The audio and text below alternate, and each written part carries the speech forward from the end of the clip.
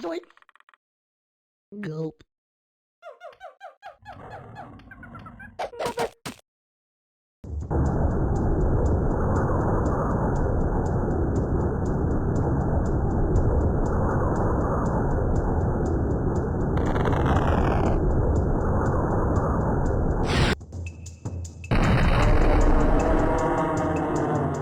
Alright, here's another video for you, another review of sorts. It's Turok the Dinosaur Hunter, an N64 game remastered by Nightdive. I did say that in the last video.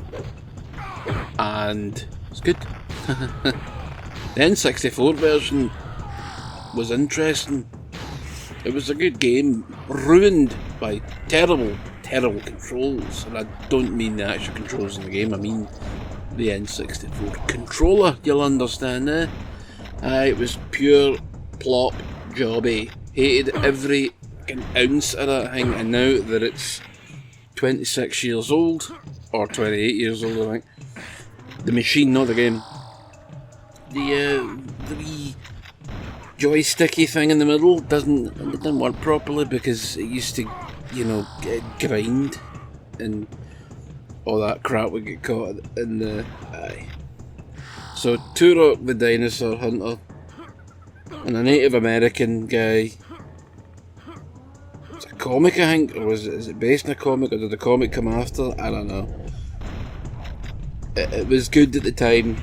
It's better now when you get good controls. It actually shows how much of a game can be improved when you do have decent controls, but it does have it's no the most robust, satisfying shooter on the planet. You get to chib folk with a knife, you've got a bow and arrow. Some of the arrows are explosive. You'll get shotguns, you'll get Kalashnikovs for some reason. You'll get all manner of particle accelerators that make things go boom. It's very fun. Rocket launchers, grenade launchers. Can't remember what else. Just big guns, big plasma energy firing doofers. And you're fighting a guy, I forget his name, but he looks like Shao Kahn for Mortal Kombat, and you just play through the levels. You'll fight against, well, dinosaurs that have got prosthetic limbs, dinosaurs that have got little prosthetic eyes like Kano from Mortal Kombat, and then they'll shoot laser guns at you. It's a bit strange. You'll get like a Robo T-Rex, and you'll get like a hunter guy with Humvees, a giant mantis at one point. Very strange. You get cheats as well, but you can't activate the cheats in the Xbox or the PS4 version lest you know how to activate them in the first place, or you want your achievements disabled. Love it. Because, you know, tiny enemy modes, you know, it's really going to give you an advantage in getting some of those achievements. It might actually make the game harder. So, since the better controls come into play and the remasters have come out, they're out PC, Xbox, PlayStation, Switch, all that lovely jubbly geek. It's a good game. It's a long game.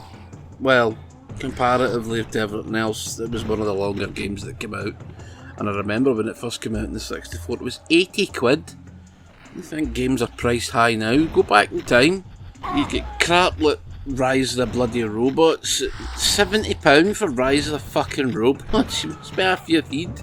Game. Oh man, I remember that coming out. I had that, but I didn't pay £80 for it because, you know, I was a kid. I was a wee laddie at the time, you know. And I remember the hype when Brian May for Queen did the soundtrack, and the game was a stonking heap of shite. But Turok. It's Turok. So there are multiple Turok games. Of the old guard, only 1 and 2 have got remasters. I don't know why they never did 3. Or Rage War. Well, Rage War was multiplayer only, but there was 3. Never got it, never mind. Then there was a couple, 1 or 2 for the PS2, I think. And then there was the reboot, the grim dark reboot where everything just looked like Halo with dinosaurs. I think I'll maybe review that one day. But that's going to be a camera in front of the TV type deal, because capturing footage isn't always it's not always the easiest thing to do, you understand. So this is a hub-based game, so you get hub worlds, where you get one hub, and then you need to collect the keys throughout the early levels to unlock future levels, and then you just rinse and repeat until you're done.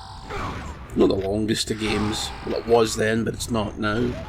It is still quite good fun, but it looks really ropey and rough and really old, and it's got like sort of strange video gamey things in it, like, you know, like Mario, you would collect coins. This one you collect wee diamond shaped things, and you collect 100 of those, you get an extra life, and you can only have like 7 or 8 lives. So once you've managed to get that many, it's kind of pointless. Game's also oddly violent. I mean, it's a dinosaur hunter game, but you can blow heads off and things like that, and I'm just like, but the way the game looks and like, collecting these wee diamonds to get lives, it's like, imagine Mario, and every time he jumped in a Goomba's head, the head explodes in blood, but it doesn't look like blood, it looks more like jam or orange paint. Imagine that. Can you imagine that, Mario? Throws his hat and decapitates one of the mushroom things. The Goombas, they're the ones with the shells. What are the wee jobby things with feet? What are they? Or is that a Goomba? Shite in it. So it's good fun, this, if you're into that sort of dinner shooter thing, you know, the retro style game. It's some really strange cheats as well, like slow-mo modes. That's hilarious when you'll hit somebody with a grenade and they'll just go flying. There's also bonus levels. You'll see them, these swirly blue portal things, just to get you more diamonds that you might no need, so it's no that worth it, I'm afraid. Aye, it's good fun though, but you might be put off with the look of it, because it looks like everything's made of plasticine, Play-Doh, clay if you will, and then popped in an oven, and do you know what, this is done, see yous later.